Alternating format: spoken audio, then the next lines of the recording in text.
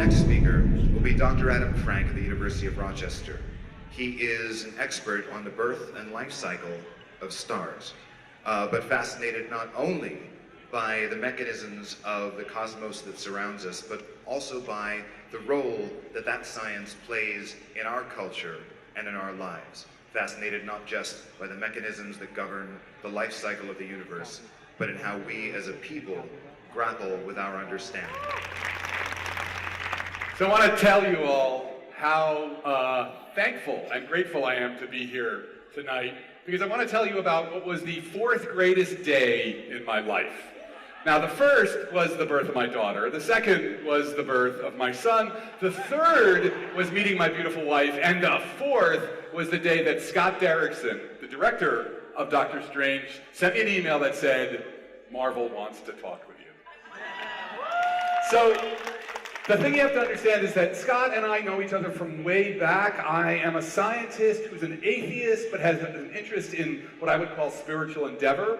And Scott is a theist who has deep spiritual inclinations, but has always had a great respect for science. So for years we've been having this conversation back and forth about the relationship between science and spirituality and where they overlap and where they don't overlap. And so when he was tapped to do Doctor Strange, he asked if I would come on and sort of, continue this conversation. Now the interesting thing about Doctor Strange to understand is you have to understand science and the Marvel universe. Now, Marvel has been doing an extraordinary job over these years, much better than some of its competitors, about building a coherent and consistent universe of science. Now, it's not necessarily the science I study as a physicist, it's extrapolated from that, but the great beauty of these movies is that they have a coherent set of rules that they obey movie after movie. They keep that science, even if it's not our science, coherent and consistent, and they don't break the rules. And anybody who's a writer or who enjoys good universe building knows how important that is to the narrative. Now the thing about Doctor Strange, however, is that this is a guy who gets his powers from, sorcery, from the occult, from mysticism. How do you fit that guy into the Marvel science-y universe? And so that was a big part of the conversation I had with the folks at Marvel that day. I was there with John and with Stephen and with Scott. And I want to talk about that for a minute because it takes us beyond just the science of the Marvel universe, but also the philosophy of the Marvel universe, right? One of the beautiful things about Marvel is that it always manages to touch on deeper issues, even if it's happening in the middle of a giant cosmic titanic battle. So the issue here is about consciousness, the nature of consciousness, right? Now, we could have had Doctor Strange get his powers from some sort of super neuro activity, but to me that wouldn't have honored the character. Instead, what you have to understand is the philosophical idea called reductionism, right?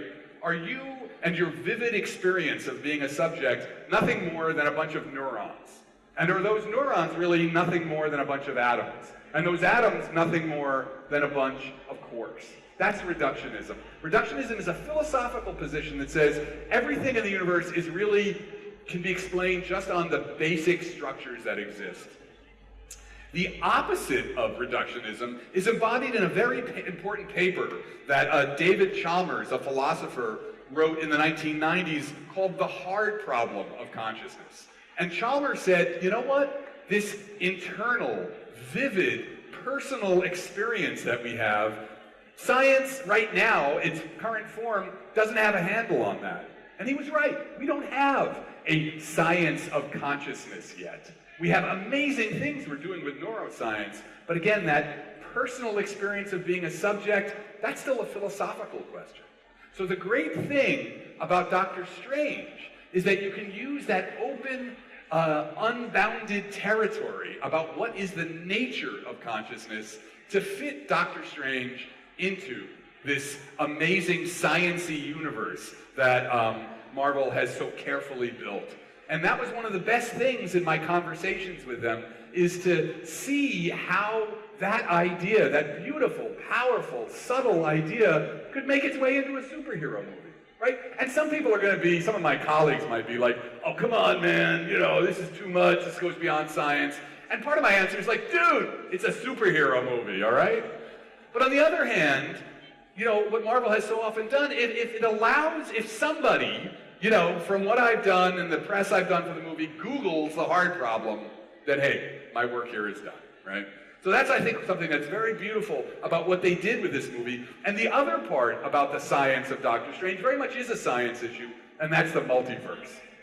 So what is the multiverse?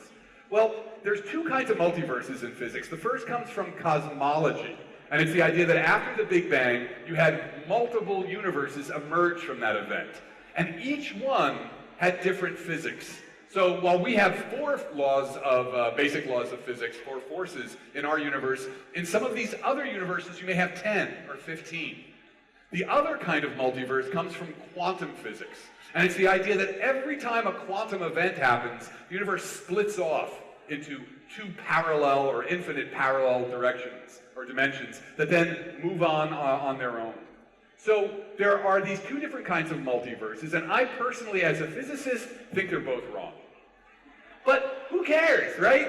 If you're an artist and a writer, what an awesome idea. Who doesn't love parallel universes, right?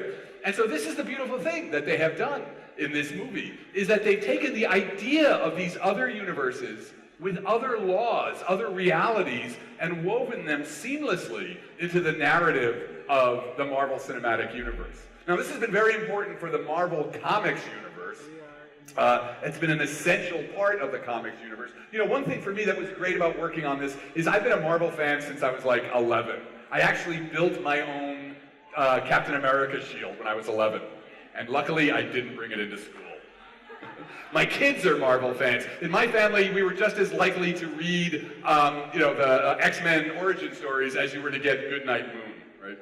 So the multiverse was an essential part, and still is, of the Marvel comic books universe. And what Marvel has done in this movie, in Doctor Strange, is brought that idea in an imaginative way into the cinematic universe. And even more than that, I think a lot about, in my writing, about art and science, about how they overlap, how they flow into each other. And when you get to see Doctor Strange, one of the most beautiful things is the imagery of the physics bending that can happen. It's a representation in many ways, artistically, of ideas that we physicists spend a lot of time trying to wrap our arms around. So in physics, when we think about the multiverse, we're often thinking about what we call the basal structure, the foundational structure of space and time. Or in other words, what's in reality's basement? Now, we do this with mathematics, we do this through discussion, but what the artists have done in Doctor Strange is they've given a visual representation of the unzippering of reality that is, for me, very evocative, and it shows the way that art can actually take ideas from science and metabolize them and give them back to the culture in entirely new and entirely imaginative ways that might actually then have a role in inspiring a scientist to thinking about these very powerful ideas in a new way. So the art and the science and the philosophy of Doctor Strange is something that I think is really unique both to the Marvel Universe, but also to movies as a whole. And I'm sure you're going to enjoy it. And I want to end on one very important and particular note. In my writing for National Public Radio or the New York Times, I spend a lot of effort dealing with science denial. It is a strange phenomenon that in the most scientifically advanced country on Earth, half the population tells us that the fundamental science of climate change is a hoax. How did we end up here? How did we get to this point? That people use computers, which are scientific products, to deny science, and don't even see the irony in that. So, how do you combat this? Well, one way of doing that is the positive representation of science in popular culture.